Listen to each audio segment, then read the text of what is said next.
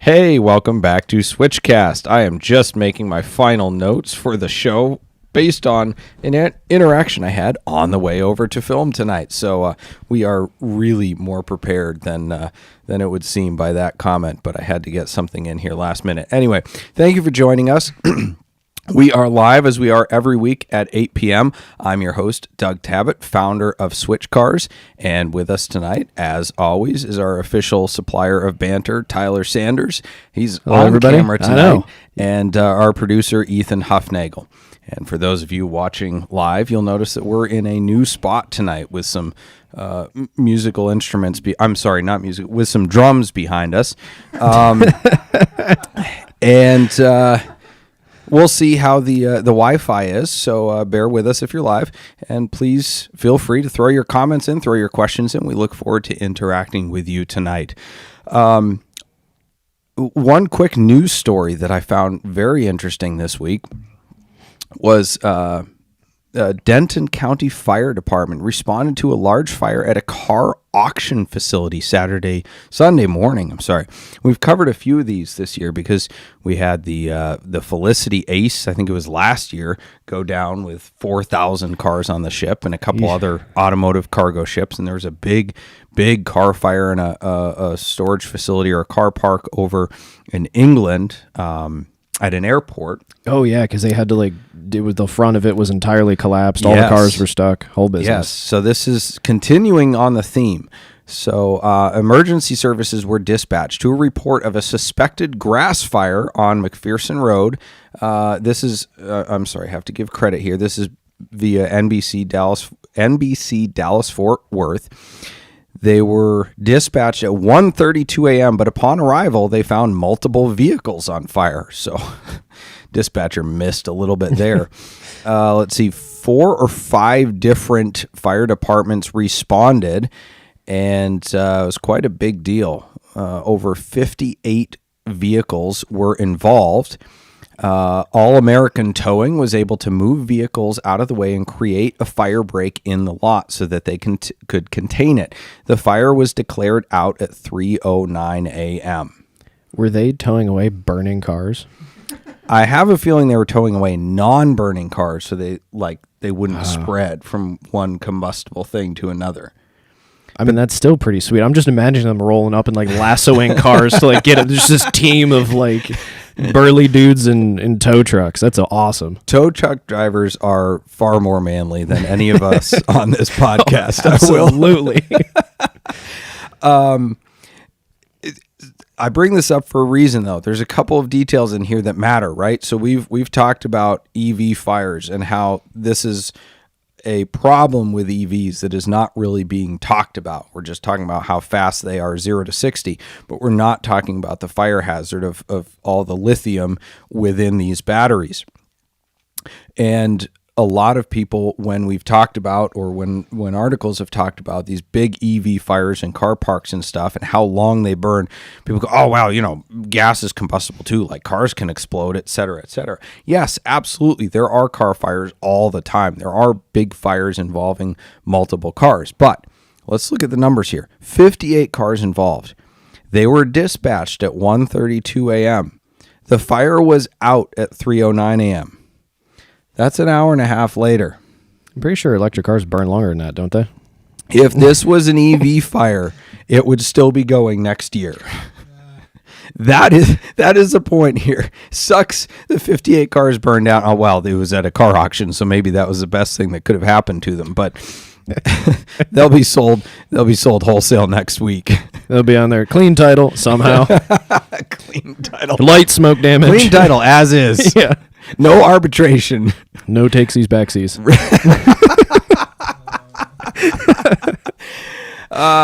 It's a deep cut reference to last week's episode. So if you missed it, you can go to switchcast.live where you can catch up on all sorts of old episodes.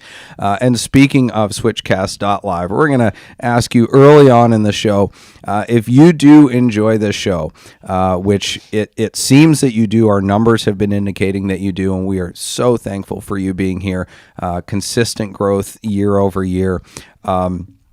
please do us a favor. Smash that like button, as the kiddos say. The kiddos. Share it. Write a review on whatever podcast platform you are listening. Please don't write a review of Hank, because we know that'll be 0 stars. But please give us a 5-star review, because that helps with the AI stuff. That helps with the algorithms. It'll if the content pushers deem that we are interesting, then they will push us to more people. So that's right. I think we're interesting. I don't know. I don't know. I just talk and I look at the numbers, and apparently people think my jokes are funny, but or my face, or maybe both. But anyway, I wanted to cover a little bit of what we've learned in 2023 from the internet, because everything you read on the internet is true. Quotes from Abraham Lincoln. We've learned a lot. We've learned a lot from our listeners, from internet commenters, but a few of the highlights. One, I learned this week. Apparently, I'm not allowed to have an opinion on driving techniques or racing, because I'm a, quote, wannabe influencer and a used car dealer.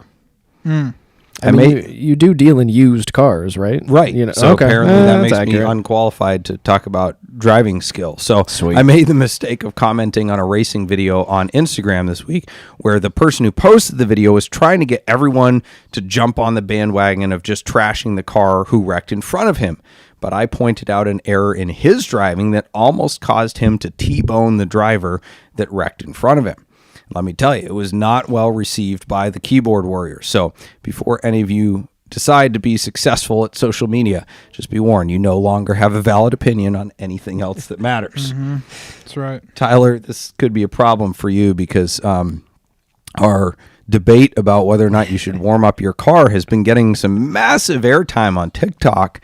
And Tyler's been getting recognized at his work. Yeah, I've had multiple people that are not even really into cars message me or come up to me and be like, is this you? What is happening? What do you do? Like, what is this? You can't have an opinion anymore on software programming. You will no longer be taken seriously. No, and I'm honestly scared that of all the videos that could have gone as viral as that did, it's the one where I'm referencing hyper-specific things that people argue about related to 996s all the time. Imagine I'm getting flamed to no end in those comments, and I just won't look. Oh my goodness. Well, it's really funny too that you said in that video that you were scared about the bore scoring on your 911 engine because of warming up your car in cold temperatures. And I was on some auction or some platform recently where some expert basically said, oh, no, the engine's going to be fine. It won't have bore scoring because it was properly warmed up before driving every time. And I'm like, wait a minute. Like, what does that mean? Where have you been going?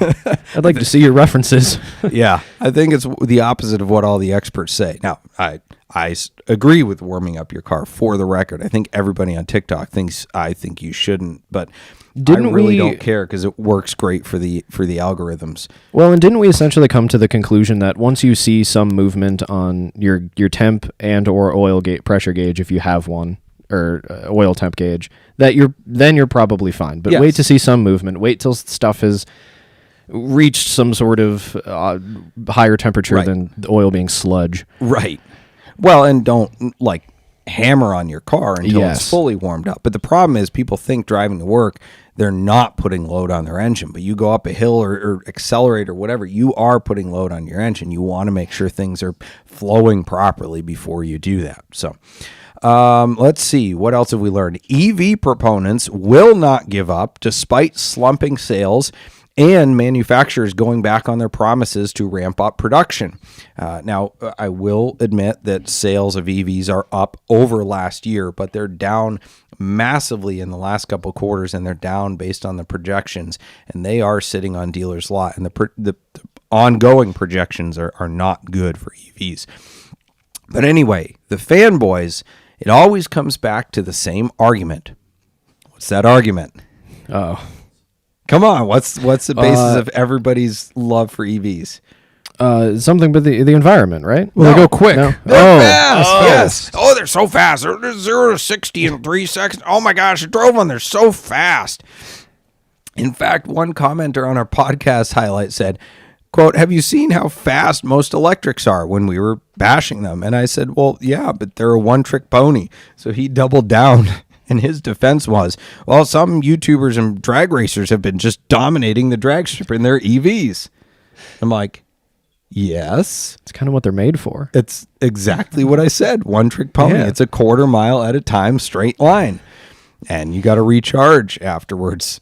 But this is actually funny. So the Mustang Mach-E was recalled for an issue that causes the battery to overheat if the accelerator pedal is floored one too many times.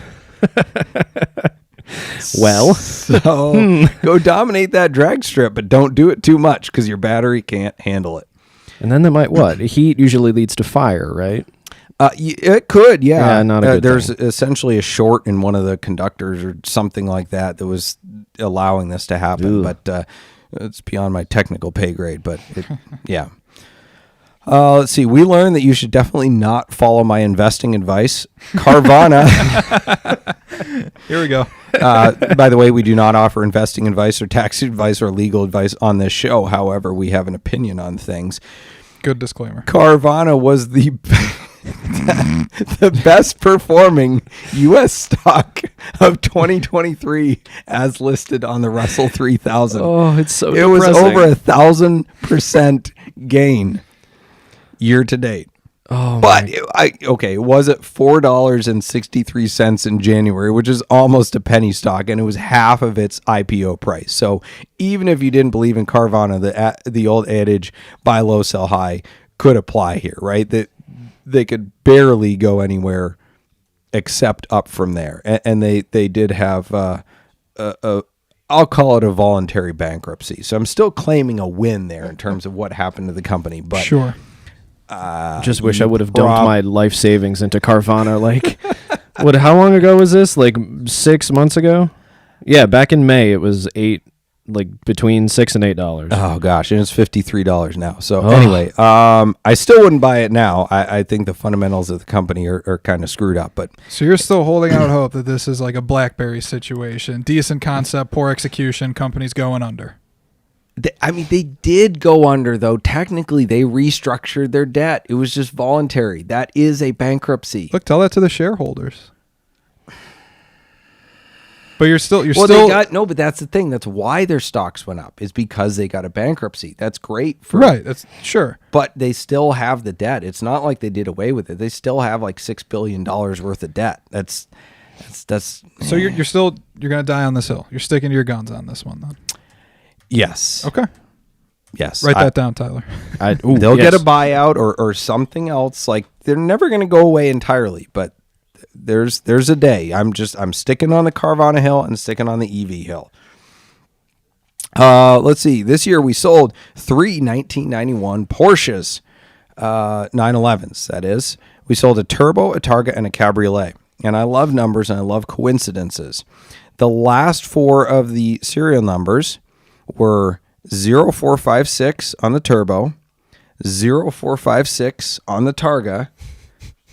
Any guess on the Cabriolet? 0456. 0654. Oh, so close. I cannot make this up. I should buy a lottery ticket. Yeah. Let's see. I learned a lot about Cannonball this year. Apparently, we did it in 22 hours. Oh, congrats. Didn't know that. That's good feat. Yeah, I good know. job. That's incredible. That's like 125 mile an hour average. So you were sandbagging. You should be is what so you're- proud. Right. It was a Mickey Mouse run. I don't know what that means, but somebody called it that. And it Okay. also didn't count because we had fuel cells. Fuel cells are cheating. Yeah, you didn't know that? You didn't read the rule book before you got they've been using them since 1906. They've all been breaking I- the rules, every but one of them. Can't You believe know. you were let on any sort of cannonball panel at one Audrain Concord Motor Week. Goodness, I can't speak. What would I With know? this knowledge, yeah. Oh, Well, I'm just a wannabe influencer and a used car dealer. yep. And then I had posted a video about the U.S. Express talking about the event time, which is there are a lot of nuances with Cannonball Records, and I get that there's a lot of confusion, and it's perpetuated by the Cannonball community continually claiming this nuanced or that nuanced record, whatever. But there is a record for like an actual organized event where there's multiple cars running versus the the single drive across country to set a time. So basically like a race versus a time trial. And I had posted a reel that went viral about the U.S. Express and how 30 hours and 16 minutes, I think it was, which was the fastest time of that race, was the quote-unquote event record. And somebody responded and said, and I like that they got the time right, but I had to laugh at their phraseology. Quote, 25 hours and 39 minutes is actually record time, bucko. Interesting. Bucko. They're like they know, but they don't. They know, but they don't. Yeah. Exactly. It's like everybody You know? on the internet. And I played dumb on all of them, except the guy that said I knew nothing about like trip planning or whatever, and that, you know, it should be easily doable in 24 hours because 116 miles an hour average was nothing. Oh. And he's a truck driver. And I was like, yeah, no, I know about averages and I know what the time is and should be. And here's why I know this. And he's like, yeah, call me when it's 22 hours. I'll be impressed. I'm like, no, I won't. Yeah. What's his record? Just Yeah, exactly. And also, as if you Exactly. care about one dude on the internet being impressed.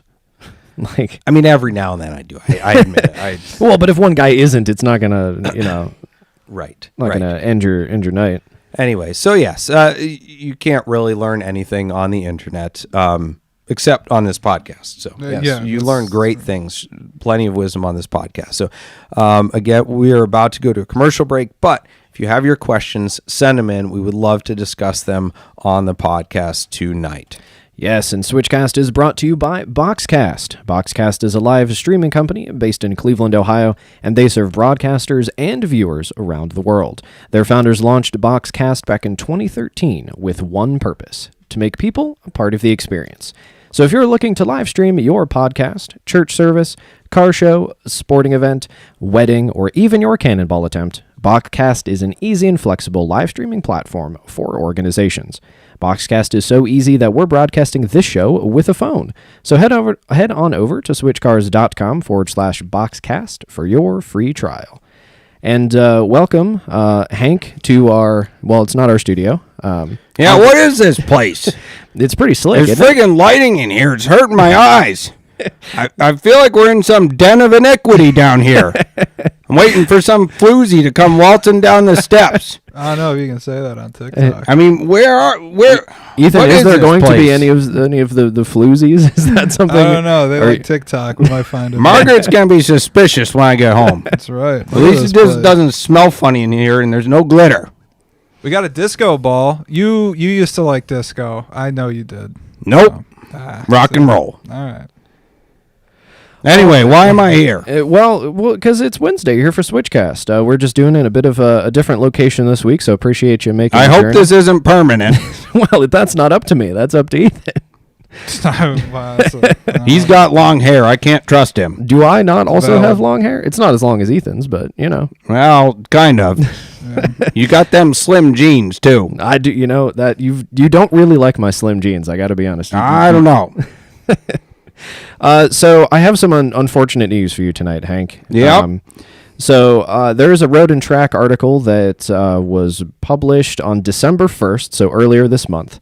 The headline is National Corvette Museum to suspend Corvette assembly plant tours indefinitely in February. Well, that is a travesty. When is the last time you've been? Well, it's been about 3 years. Okay. Yep. Do you Wasn't too excited about that new C8, but I went down with the Corvette Club for an annual pilgrimage, and I've only been about 17 times, but that is a darn shame for people that want to go now and spec out their Corvette and want to see it being built. That's a important experience for any person buying their Corvette. I think I agree. Do you think they'll bring him back? Indefinitely sounds scary. I don't know. They're starting to scare me with turn the Corvette into a hybrid and EV brand and stuff, and they went to that mid-engine thing with the C8, and I don't know. I don't trust them.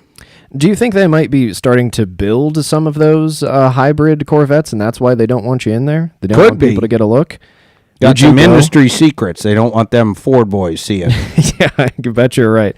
So are you going to plan another trip to get another visit in? No, I don't think so. All right. Well, you have been a few times, so I think you've gotten your fill.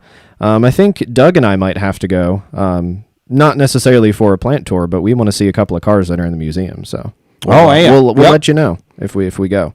Well, you drive a Porsche. You seem rich, so you can afford to buy the food at the restaurant there. I'm sure it's very expensive. Is it worth it though? Is it good? Well, it's okay. All right.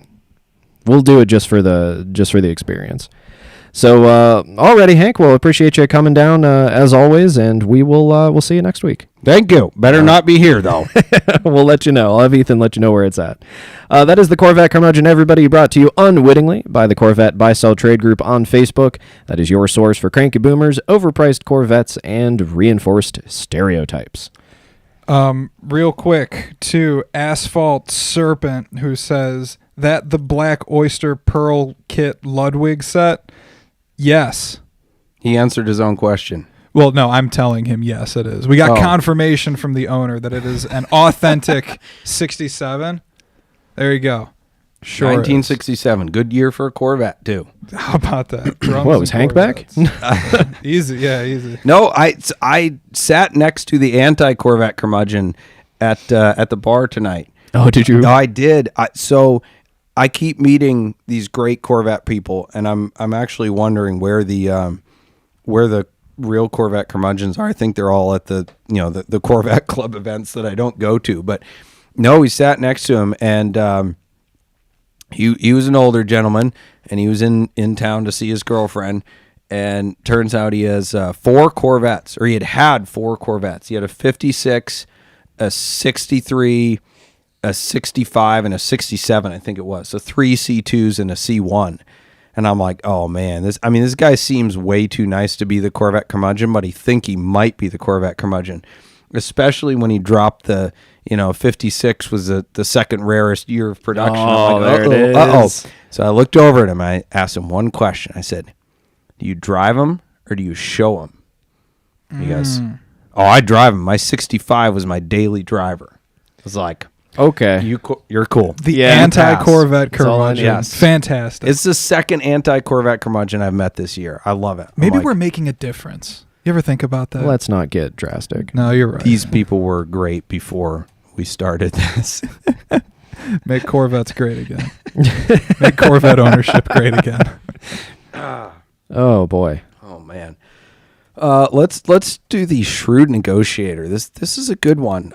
So some of you remember, if you don't, go to Switchcast Live and you can catch up on old episodes. Some of you remember the I think it was a previous shrewd negotiator, or no, it was a Scaminator. There was a Ducati spaghetti for sale, and pasta bike. It was some Italian word. Anyway, Panigale. Panigale. It Yeah. was a Ducati Panigale. Okay. Yeah. The non-car guy knows better than I do. edited the video. I was like, watched all you I know. say that word 5 times. Did you have to put it up on the screen? Did you spell it and I out wrote too? the subtitles for it. Yeah. Right. So it did not have a title, and somebody was trying to sell it for about half price. And we speculated that the title was still on a bank loan and had not been paid off. And a lot of people commented, oh, no, it's just a track bike. People don't have titles for track bikes. I see it all the time. And I'm like, nah, that's no. There is a title. He's just not offering it with the bike, which is super sketch. So, Tyler, somebody reached out to us, didn't they? Yes, somebody reached out to us and gave us a little more info on because they asked the owner a couple of questions. So they first asked, do you have a bill of sale from when you purchased it? And the owner responded, well, I have the transfer info and receipts from purchase. Wondering, I don't know transfer what a what? receipt is. Yeah, usually that's, I don't know, an Like invoice? a bill of sale? Yeah. Or Original owner is a family friend. Here we go. Who is incarcerated. oh, See? So I also for have selling deposits. stolen property? Or Well, they didn't say actually, but they also have deposits straight into their jail account with their info. maybe that's what they mean by receipts, like receipts of money being transferred. Which could mean anything. It could mean absolutely anything. That's right. So That's a roundabout political answer to, do you have a bill of sale? Yeah, and the answer seems to be no. So the listener followed up with asking, did you ever register it? Did you track it? How many miles have you put on it? So the owner has put 4,500 miles on it on street, 2 oil changes in that time, new tires, the whole 9 since last 1,000 miles. So I guess an oil change and new tires is the whole 9. On a Mustang, that would be like a full major reconditioning. But Hank's never done that. So here's the interesting part. Goal was to track, even though they've only driven it on the street. But at the moment, my money is just too tight. Never registered in my name or even looked into it because I planned to go track. I did look up the VIN just to verify it was clean. Good intentions, but terrible execution there. I planned to go to the track, but I never did, and instead drove it illegally 4,500 miles on the street. It's like, oopsie poopsie, 4,500 miles. Like, Yeah, that's all like, tell that to the judge response. yeah. Tell that to the cop. Why isn't your bike registered? Well, because I intended to take it to the track. Oh, okay. Where'd you get it? Some guy in jail. Yeah, that's just... Yeah. Yikes. Here's the bank receipt of me sending him money. Yeah, okay. So anyway, I think the bike is marked as sold. So somebody has another no title bike, and I don't know. It's at some point somebody will come looking for that. But be careful, guys. Don't buy stuff with no titles. No. Vampire Bear 13 on YouTube chat says that's the Lamborghini Huracan of motorcycles, which I appreciate. So it's got to mean that it's the one everybody buys to flex. So they're like, it's like, I thought it was the one that everybody sells with no titles. or that. Speaking of YouTube chat, Asphalt Serpent, thank you very much for your super chat tonight. Just got a nice super chat. It says, happy holidays, boys. No question, no nothing. Just sending us some love. Happy Festivus for the rest of us. That's right. Oh, are there grievances tonight? I know we're late for that. But. We aired our grievances. Oh, that's earlier. right, we did. If anyone on YouTube or TikTok wants to air your grievances semi-appropriately, What's Ethan's feat of strength? his hair growing ability. Yeah, so a few things I got going for me at this point. Oh, man. Speaking of questions, let's go to the question of the week. Yes, and the question of the week is brought to you by Nuts for Sticks. Nuts for Sticks is a brand celebrating the manual transmission in all its forms. Forget those flappy paddles, we like shifting ourselves. So check out our fun and funny stick-themed shirts at nutsforsticks.com and save 10% on your order using the discount code SWITCHCAST. That is nutsforsticks.com and use code SWITCHCAST. Speaking of which, I have to apologize to everybody who's tried to order because we really only have shirts in my size and 3 of me size. We don't have any like normal people, medium, large, XL size. We are going to restock. I was putting it off, but we will restock. We have a new Switch Cars shirt design that we'll put out, and we might have a Corvette curmudgeon shirt that we'll put out next year. So definitely check nutsforsticks.com in the new year, and I promise we'll have full stock in all sizes and a new design or 2 coming out. That's what I need to stop forgetting to ask Hank about his Winston hat. We've had a few comments on our past Switchcast Listen, it was episodes. Probably free. Well, but I just need to remember to ask him that next time. He was a little disoriented this week. Anywho. We got a couple questions for the question of the week this time. So DIN, which I'm guessing is from YouTube or elsewhere. Would you recommend learning to drive with a manual transmission or learn with auto and then learn manual? Manual first, 100%. Yeah.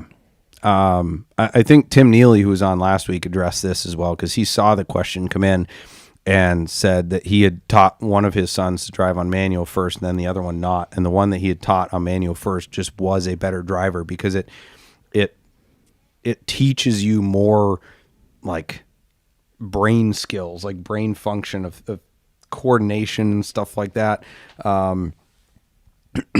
You also have to pay attention more to what's going on around you because you need to know, do I need to downshift? Right. Do I need to like be prepared to Yes. to do whatever? And it teaches you to not creep up at stoplights because you don't want to roast your clutch, which like everybody. So there's a lot of Right. things I've noticed because I've only driven manuals for 5 years now is all of my cars have been manual, and there's so much stuff people do that annoys me because I'm like, I don't want Right. to scoot up 5 inches. Yeah, yeah, you have to pay attention if you're driving a stick. I think of it a little bit too. Not that driving an automatic is wrong, but it's like driving Sure a it is. stick is a fundamental skill, and everything is connected. So, I think of it kind of like learning to ski. Everybody teaches the pizza thing first, and then you have to unlearn your kids and go, okay, now stop doing what you were taught and put your skis parallel. So then everybody for the rest of their life kind of like defaults when they're in trouble to doing the pizza thing, the wedge again.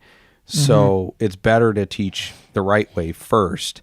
And I kind of think that about stick shift cars. Here's the thing, though. With skiing, you can you learn by failing. You learn by crashing and falling over and making a goon of yourself on the hill there.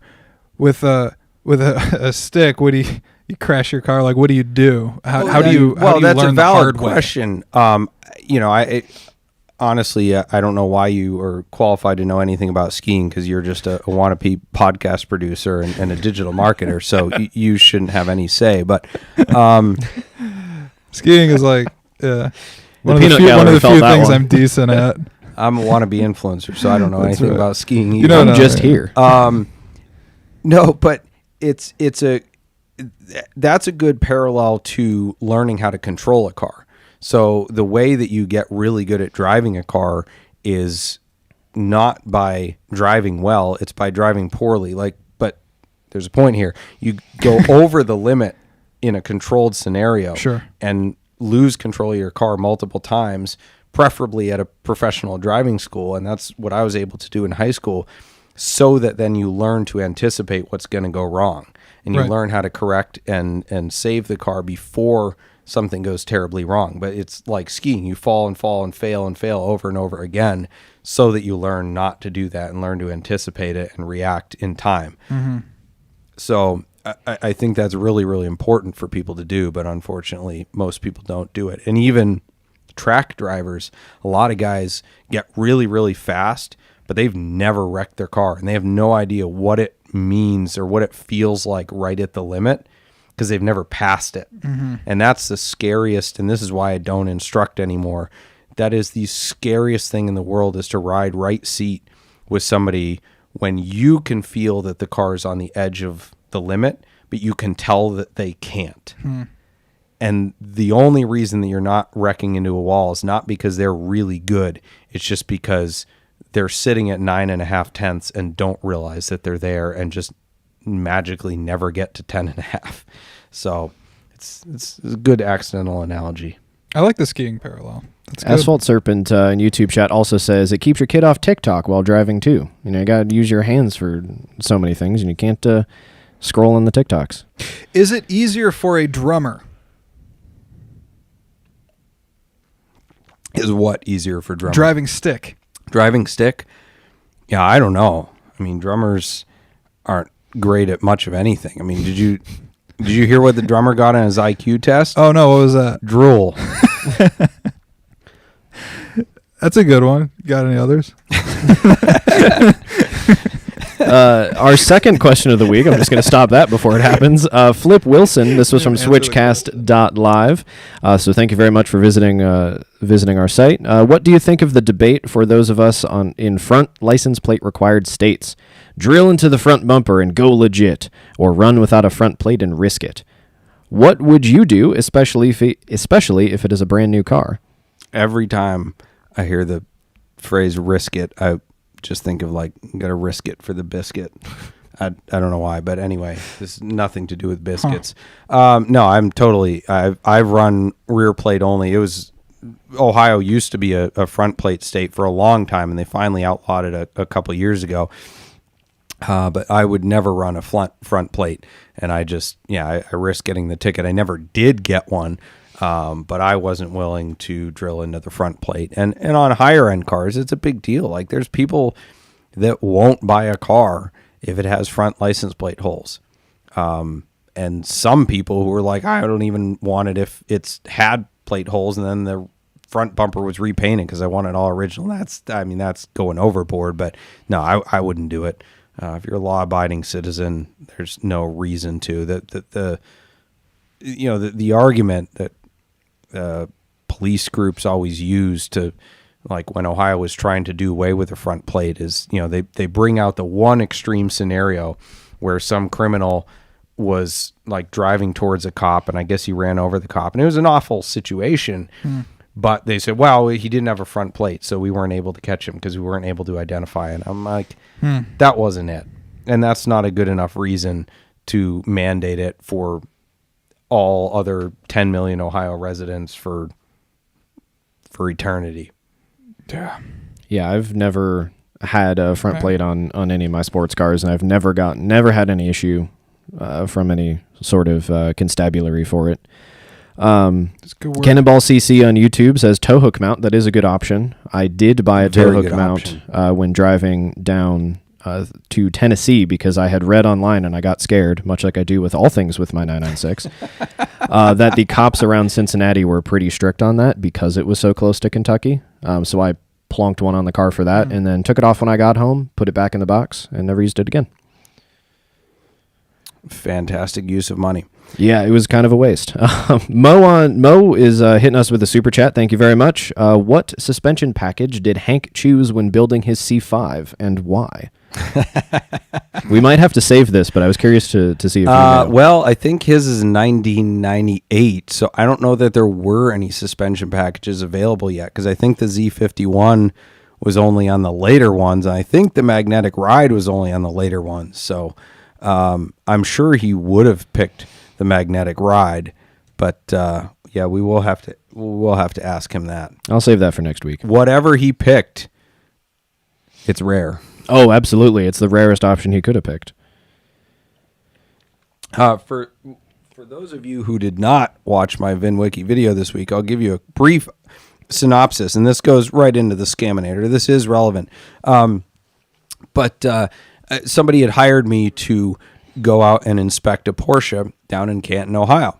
And they were trying not to get scammed. And it was a good thing they hired me because the guy selling it was definitely a huge time BSer. I wouldn't say he was a scammer. The car existed and the title existed, but everything he said was a complete fabrication.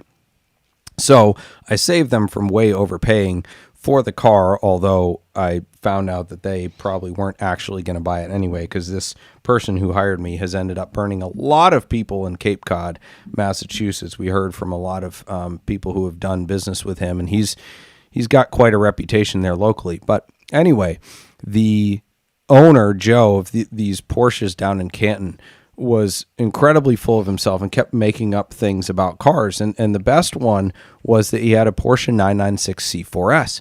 And he was trying to convince me that it was a one-of-one. He should have had a Corvette. It was a one-of-one turbo delete lightweight Carrera 4S, which, the 996 C4S uses the M96 engine.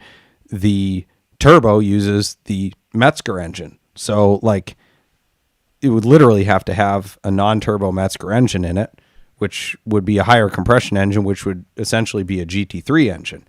So I'm like, oh, so it has a Metzger. Yeah. Like, okay, what makes it lightweight? Oh, it's got the lightweight aluminum fenders. It's the super light.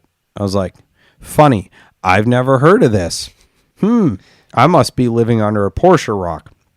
But, I knew he was BSing, but we checked the car out. It was super cool. It was white over terracotta with the color matched white wheels. It had 85,000 miles. I'm like, this is perfect. I need a winter car. I'll try to buy this off of him. So I made him a lowball offer, mostly because when the car started up, it had some funky, what sounded like internal engine noises. So I was already thinking all right, I got a budget for a 4-liter build. Was there some tapping? There was some tapping. Lots of tippity taps? There was some tapping, yes. Well, I had forgotten about the car. I did not missing it. And it ended up in Florida. And a dealer friend of mine also went and looked at the car, and he confirmed the same thing, that on cold start, it was making some pretty scary noises. But it's now on P-Car Market by the same seller in Florida, not the guy in Ohio that I dealt with, but by a dealer in Florida. Interestingly enough, on the cold start videos on the auction, sounds just fine. So I am not making any inferences here. I am just stating what I knew to be true and what is on the auction. Maybe they fixed it. Maybe it's not an issue. I don't know. It's just happening. So I thought that was pretty crazy that rare spec C4S that was the subject of a scam earlier this week, scam story, is coincidentally on PCAR Market now. With that said, PCAR Market does have some pretty amazing cars on their site this week. I don't know if you checked it out. I've not. I'm pretty blown away by the first owner of this white over terracotta car checked every single Illuma look option on the spec sheet. Oh, yes. Even the vents. All of the vent slats are Illuma look, and the CD changer is Illuma. I didn't even know you could do that. Oh, you can do whatever you want. The speaker grills, Doug. The speaker grills. It's better than being that Rosewood. That's a a 996 horrific special with a Savannah beige and usually a Tiptronic transmission. No, thank you. Oh my goodness. Anywho, what else is on PCAR Market? Well, today there was a 4,000 mile. I think it was a Rosso Fiorano, which is a burgundy metallic Ferrari 456M manual transmission with Crema interior that was over in Switzerland. That sold for a deal at $130,000 today. There's a 993 Turbo S in a 1-of-1 spec that is absolutely stunning. Their offerings this week, they've stepped it up just a wee bit. There's some pretty good stuff on there, so check it out. With that said, if we don't have any burning questions, we're going to go to the props and flops of the week. We actually do have a tip from TikTok here. This one comes to us from Chris North, who asks, if you could only fill your garage with one brand, what would it be? I love this question. It's a good spin on the what's your favorite car question. The response question is how big is my garage? However, I'm going to assume that I have a 300 car garage and unlimited money. And the answer is not what you would think, because we've played this game before, and it's Mercedes. Because one, Porsche is cliche. There's probably 50 Porsche collectors in the world who have the greatest Porsche collection on the planet. And if you go to their collections, they all have essentially the same things. They're just different versions of the same things. Like there's only so many special 911s and 917s and 930s, et cetera, that you can have. I don't want to say if you've seen one, you've seen them all, but kinda. One may have a better story or a slightly more race winning than the next one, but they're all still the same, right? Ferrari is cool, and that was a thought, but Mercedes for me does it because one, they're the oldest car company in the world. Two, they've dominated almost every single genre of racing across history. They've done rallies, they've done Mille Miglia, they've done the DTM series, they've won Le Mans, they've won Formula One. Like, they are just so multifaceted in terms of what they do. And the kind of like diversity that you could have within your collection is really, really incredible. You could have a 300 SL going, you could have a CLK GTR, you could have a CLK DTM, you could have the Red Pig, the pre-AMG car. You could have all the 80s and 90s pre-merger AMG stuff. 280 SL, the old not Hitler cars, but like the world ruler cars, right? The 540Ks, the 770Ks, stuff like that. Beautiful big body cars, Mercedes SSK, pre-war race car stuff. Like, you could have a really, really epic and eclectic collection with amazing history. So that would be my choice. The props and flops are brought to you by Switch Cars. Switch Cars is the enthusiast's dealership where we buy, sell, consign, service, and store only cars that we like ourselves. Check out our handpicked inventory at switchcars.com. And Doug, what is our pick of the week from Switch Cars inventory? Our pick of the week is a 2011 BMW M3 competition slick top, single hump, which means no nav. That's a big deal to M3 people. And it's in a DCT, and it's a sedan. Now, you might think like, oh, why do I think a DCT is cool? But the M3s, I think the DCT is a better transmission for that car than the stick shift. I feel like the stick transmission in that car is a little bit sloppy, and the DCT just fits that car really, really well. I know I'm nuts for sticks, yet I'm advocating a flappy paddle gearbox. Are you feeling sick? Do you have a no, fever? I mean, my voice is gone, yes, but I'm feeling absolutely fine. But I have had more fun driving DCT M3s than manual ones, and I feel like that is a better mated transmission for that car. Like, it's just a perfect package. So with that, so that one is a single owner car, European delivery. Sabine Schmitz, rest her soul, has signed the underside of the hood there. And it's a cool story. A really neat car. Yeah, it sounds pretty sick. Yeah. And no pun intended, but that was kind of accidental there. Hey-o. We're missing the drum. We have the big drum right behind us. Oh, man. Ethan. Plus, I don't trust myself to touch the that. timing won't work. Our flop of the week via WLGA News. A group of thieves, there's like 4 of them, trying to steal a 2022 Porsche 911 at gunpoint, and they were actually driving a Nissan Rogue, by the way, further reinforcing the big Ultima Energy stereotype. Yeah, buddy. It's always a Nissan or a Mopar getting in trouble. Anyway, so they got the keys off of the driver and got in the car and promptly gave up. Oh, they gave up? They gave up. What? They abandoned their theft. What happens in that scenario? Do they just, give the keys back with their tail between their legs and apologize? Or do they, They just jumped out of the car, got back in the Nissan, ran, and drove off. Huh. That You worked know out pretty why? well. But why? It was a manual transmission. Nice. I'll Yeah, get That's ya. what I'm talking about. That'll Best get ya. anti-theft device in Yeah. 2023. Heck yes. So anyway, I thought that was pretty cool. Honestly, that should have been the prop of the week, because thieves got stopped. But we also had a prop of the week, so we're just double positive here. Prop of the week is an article sent to us by a listener, Larry, and I've been following this story for quite a while as the bill has been progressing through the House and Senate. But the FTC, the Federal Trade Commission, is close to passing a bill that will ban junk fees, bait and switch, and other deceptive dealership practices. The Federal Trade Commission, this is via thestreet.com, recently finalized a new rule called Combating Auto Retail Scams. That's CARS is not the anagram. I can't think of the word, but acronym. Thank you. All starts with A's, which fights this government. All going to have their fancy acronyms. The SAVE bill and the this bill. It's a whole bunch of propaganda. But anyway, it fights illegal tactics, and this bill is set to take effect on July 30th, 2024.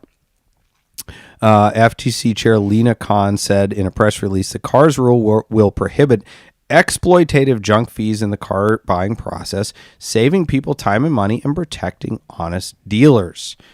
Bait and switch is essentially, I mean, it's what's in the name, but when a dealer will advertise a car that may not actually be available, like a totally base spec car, and get you in the door, sell you on a payment, and then say, oh, I'm sorry, that car's not available. They sell you on a higher option car and then close you for more than you were intending to spend. It is a wee bit deceptive. It bans dealers from using that tactic. It will also give car shoppers some relief from excessive and unnecessary add-ons that result in additional fees embedded into their car purchasing agreements. Now, before you guys think like, oh, hooray, every single dealer's going to have to do away with dock fees and like undercoating and stuff, That is not what this is. Like, this is really like super shady level stuff. Doc fees are still going to be charged because that's not deceptive. The stuff that is banned includes, quote, warranty programs that duplicate a manufacturer's warranty. So doesn't do anything. They're selling you literally nothing. Service contracts for oil changes on an electric vehicle. Oh, heck yeah. That's like the modern version of blinker fluid changes. Gap agreements that do not actually cover the car or neighborhood in which it is housed or other parts of the deal, and software or audio subscription services on a vehicle that cannot support the software or subscription. So this isn't like preventing mid-level shady dealers from selling you stuff you don't need. It's just preventing you from completely getting scammed by them selling you stuff that doesn't exist, essentially. So you're telling me all those market adjustment the thingamajigs are still a go? Still going to have to pay all that? They're still a go. Now, we were looking at one here, an actual purchase agreement that somebody screenshotted, and it had a myriad of market adjustment things. Now, I don't know what out of this is going to be banned, but there's an astonishing amount of things on here. Right. So the original sticker on this car was $47,710. They gave him a discount of $700, but then added a $10,000 market adjustment. Yeah, thanks for that discount. Sweet. Nice.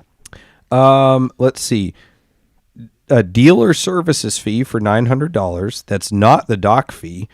License tag fees $450, tire tax $5, battery fee $1.50, tag tech fee $129, Prive tag agency $99, documentation fee $199, 1 year Napleton care maintenance $199, 3 year paintless dent protection $412, shadow mark $399, 3 year tire and wheel protection $472, 7 year Zillon protection silver package $959. What is the shadow mark? That sounds like a curse.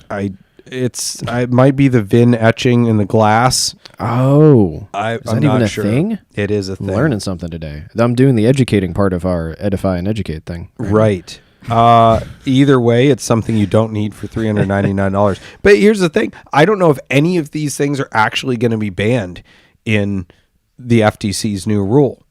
So, because if they actually follow through on or offer these packages on the end, or if there's reasons for all of this stuff that's if above they're real board, products. Yeah. can't really do anything. Yeah.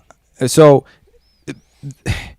those of you who think you're getting one over on a car dealer or think that all of a sudden it's going to be easy buying a car, it's still not going to be. Like, you still have to advocate for yourself. You still have to be heads up. There's the caveat emptor still applies here. Yeah, you're still going to have to negotiate for what you want. This is just preventing people from completely getting bent over by the car dealer and totally scammed.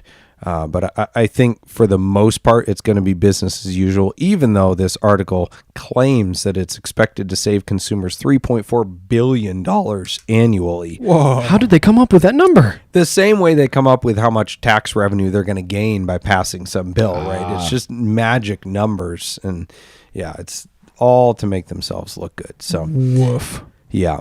With that said, thank you again for joining us on Switchcast this week, where we are searching for the truth and the humor in the car industry. If it ain't true, better be funny. Thank you to my official banter over here, Tyler Sanders. Thank you to our sponsors, Boxcast, Nuts for Sticks, Switch Cars, Celebrity Machines, Parallel Printworks, and Stephen Home Woodworking, and our producer, Ethan Huffnagel, over here making the magic happen. Our bumper music is provided by Emily and Ivory. You can stream their full album on Spotify or SoundCloud. This episode will be available next Monday in audio format wherever you listen to podcasts. Check out switchcast.live to send us questions and to get caught up on old episodes and to find where you can subscribe to the audio podcast. Thank you for listening, and we'll see you next Wednesday at 8 p.m. as we look forward to edifying, educating, and entertaining you on the drive of your life.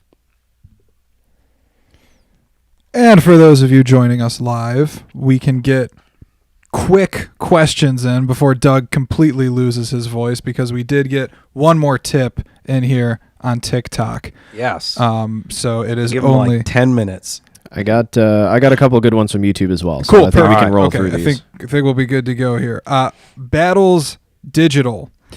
Doug, how do you feel about states banning those KEI trucks and revoking titles from their owners? I'm sorry, did you just say KEI trucks? I don't know. Isn't it key? Key trucks? I Like thought- K? the mini trucks from Yeah. Japan. I think it's K. Like it K K? cars? Yeah. Yeah. Okay. You guys know? I didn't realize they were banning them. I think it's stupid. If I don't know why they're banning them. I mean, I know why California bans everything. It's because of emissions, because they don't have their stupid stamps on them and labels saying that they're emissions compliant. But I mean, if somebody wants to drive a tiny truck on the road that's somewhat slow and has no crash protection, they're only literally endangering themselves. Right. So I don't know. I think it's government just being overly protective and silly. It's still safer than a motorcycle. For sure. We had Mark, who also goes by Vampire Bear 13 on YouTube, ask earlier on a recent podcast. Matt Farah told a guest, "The USA has never gotten rid of guns, so gas cars are not going anywhere. What do we think?" That's a very weird comparison. I mean, Australia got rid of guns and they still have gas cars. That is very true. Also, it didn't work, but yeah. I don't know. I feel like the infrastructure is there so intensely for ICE vehicles, and the cost in both money and physical goods, like the resources it would take to replace all of the gas cars on the road with electric cars, what it would take on our electrical grid, it's all just it's not happening. Right. It's not possible at this Right. time. And the politicians making either the promises or the mandates, like Gavin Newsom in California, just saying like no electric cars in 2035. It's real easy for him to say. He doesn't have anything to do with the outcome.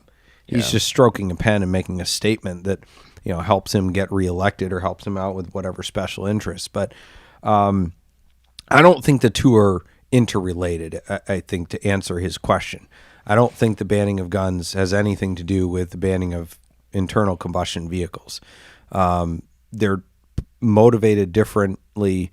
They're different political motivations for each one, you know, the using of internal combustion vehicles is ultimately going to be driven by whether or not EVs can actually be made sustainable as an effective replacement for ICE vehicles, which at the moment they aren't and they can't be. If that changes, then, you know, the market may dictate for itself that EVs are the way to go, but I don't think that's going to happen. I think Tyler's right. There's too much infrastructure change that has to happen that people really have not considered to move to EVs. And I think that the carbon neutral fuels that they're working on or some other alternative fuel that can be essentially easily retrofitted to internal combustion vehicles is going to win out before the EVs, you know, take over. A quick answer to that same user also asked what that guitar was. The answer is it is a custom-made left-handed reverse Firebird guitar built by Foster Allen, fitted with Lawler handmade humbucker pickups. It is serial number 1 and is a 1 of 1. It is the Corvette pace car of guitars. I was ladies and gentlemen. just going to say, is he the guitar curmudgeon? I didn't write that. That was not written by me. So there you go. There's your answer. Alfa Romeo. These on TikTok. strings have never been used in the rain. I've never turned the volume up past 7. I'm the original owner of my amp. There's a TikTok in there somewhere. You know, I think car guys and guitar guys have a similar problem. It's just a different size. Because as Brian, our host, was talking earlier about like custom making a pedal board, but then he bought another pedal and didn't have room for it. And I'm running into the same problem too. I don't have any room in my garage, and I'm at the max limit on my insurance policy. So it's like my custom pedal board is my insurance policy, and I can't add another car. See? It's just the car is a little bit bigger than a Never effects satisfied. pedal. But Never we all have the satisfied. same problem. Alfa Romeo on TikTok. What's one car you wish they sold in the USA but never did? Every sweet wagon on the planet. Oh, yes. BMW M Tourings. All of those. Yes. A bunch of the like old Euro Fords and Australian Fords and Holdens and stuff that are just so cool. Yep. Oh, Yep. The Noble M600. yes. I wish they brought that to the States. Yeah, so many, but mostly just performance wagons. You just got a massive drought of those. I remember watching Top Gear. I mean, I still do, but back when those episodes were new, late 2000s, early 2010s, and they're like the new Audi RS6 or RS4 wagons, and I'm like, oh, they look so good. They're glorifying these cars, and it's like, oh, can't get them. Won't be able to get them for another 20 years. Yep. Earlier tonight, Dylan H. on YouTube asked, how do you explain to your wives that you're cannonballing across country? Yeah, it's not so much an explanation as a, multi-marriage counseling sessions and debates. And yeah, I mean, with my wife, it was not so much an explanation. It was a multi-year long kind of trying to understand each other's perspective on it. So, I mean, she accepted it reluctantly, but Do you include that, the cost of the therapy sessions in the budget for the car?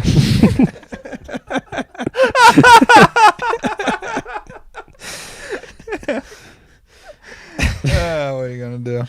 I feel like the therapy is analogous. The cost of therapy is analogous to like the countermeasures and stuff like that. And the divorce is like buying the car. Arnie bought the car, so he can deal with that. I mean, there's a few more here, but I don't think we Pick your need best to get one. I got one more if you got one more in you, Doug. Sure, one more. Do it. All right, earlier tonight, Anthony Russo on YouTube. Hey, Doug, the last Dodge Challenger rolled off the assembly line today. What is your take on the platform? Did you like it? And do you have any thoughts on the cars?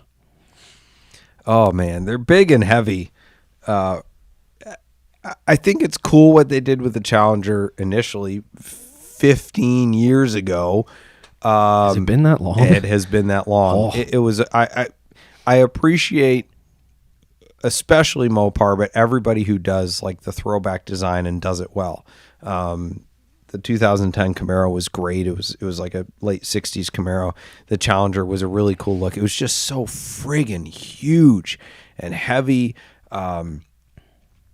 So yeah, it's not a real performance car. Yeah, I thought it was cool 15 years ago. I think it's definitely played out, and the demographic of owners is starting to give it a bad name with its street takeovers and police Yeah. chases and stuff like that. So I think when that happens, when the average credit score of the owner is the same as the range of the fuel tank, then it's time for them to discontinue production. Oof, and on that note... Good night, everybody.